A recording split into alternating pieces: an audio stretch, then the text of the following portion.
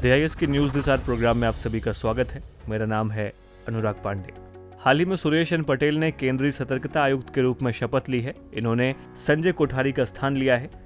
राष्ट्रपति भवन में आयोजित एक समारोह में उन्होंने राष्ट्रपति द्रौपदी मुर्मू की उपस्थिति में अपने पद की शपथ ली है। यहाँ पर आपको केंद्रीय सतर्कता आयोग के बारे में बताएं तो केंद्रीय सतर्कता आयोग यानी कि central vigilance commission CVC Bharat सरकार के अलग अलग विभागों के अधिकारियों कर्मचारियों से संबंधित भ्रष्टाचार नियंत्रण की सर्वोच्च संस्था है। केंद्रीय सतर्कता आयोग किसी भी कार्यकारी प्राधिकारी के नियंत्रण से मुक्त है तथा केंद्रीय सरकार के अंतर्गत सभी सतर्कता गतिविधियों की निगरानी करता है। ये केंद्रीय सरकारी संगठनों में अलग अलग प्राधिकारियों को उनके सतर्कता कार्यों की योजना बनाने, उनके निष्पादन, समीक्षा और सुधार करने के संबंध में सलाह देता है। साल 1964 में के संथानम की अध्यक्षता वाली भ्रष्टाचार निरोधक समिति की सिफारिशों पर सरकार द्वारा CVC की स्थापना की गई थी। साल 2003 में केंद्रीय सतर्कता आयोग अधिनियम द्वारा आयोग को सांविधिक दर्जा दिया गया।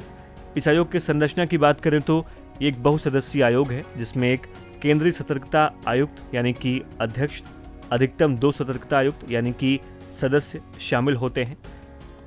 केंद्रीय सतर्कता आयुक्त और सतर्कता आयुक्तों की नियुक्ति राष्ट्रपति की एक समिति की सिफारिश पर की जाती है जिसमें प्रधानमंत्री अध्यक्ष, गृह मंत्री सदस्य और लोकसभा में विपक्ष का नेता सदस्य के रूप में शामिल होता है और इनका कार्यकाल 4 साल या फिर 65 साल की उम्र तक होता है।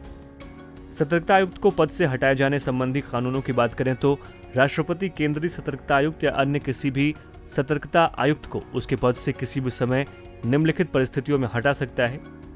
इनमें सबसे पहली कंडीशन यह है कि अगर वो दिवालिया घोषित हो जाए। दूसरी कंडीशन यह है कि अगर वो नैतिक आधार पर किसी अपराध में दोषी पाया जाता है।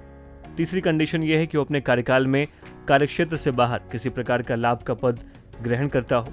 चौथी कंडीशन यह है कि अगर वो मानसिक या शारीरिक कारणों से कार्य करने में असमर्थ हो। इसके अलावा केंद्रीय सतर्कता आयुक्त या अन्य किसी भी सतर्कता आयुक्त को दुराचार व अक्षमता के आधार पर भी पद से हटाया जा सकता है अगर सर्वोच्च न्यायालय द्वारा उसे जांच में दोषी पाया जाता है। इन सब के अलावा राष्ट्रपति को पत्र लिखकर भी केंद्रीय सतर्कता आयुक्त या फिर सतर्कता आयुक्त अपने पद से इस्तीफा दे सकते हैं।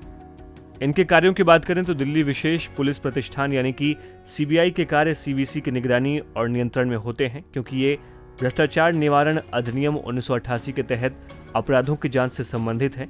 CVC भ्रष्टाचार या कार्यालय के दुरुपयोग से संबंधित शिकायतें प्राप्त होने पर उचित कार्रवाई की सिफारिश करता है। इसके अलावा CVC की अपनी कोई अन्वेषण एजेंसी नहीं है।